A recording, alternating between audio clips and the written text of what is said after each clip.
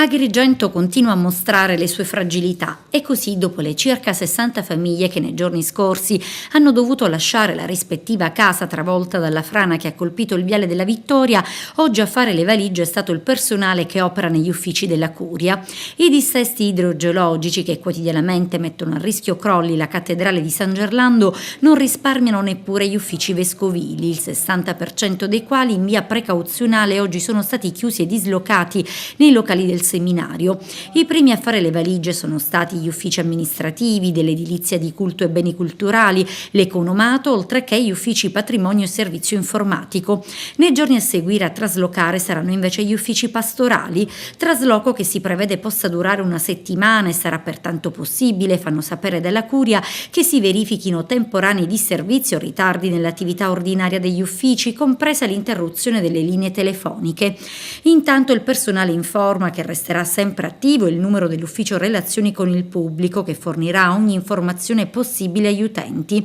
E intanto sono 1115 i giorni trascorsi da quando nel 2011 un'ordinanza del sindaco di Agrigento, notificata all'ufficio beni culturali della Curia, impone di eseguire con urgenza l'interdizione al culto religioso della navata nord della cattedrale a causa dell'aggravarsi del quadro fessurativo della stessa, causato dal lento ma costante scivolamento a valle del Colle San Gerlando.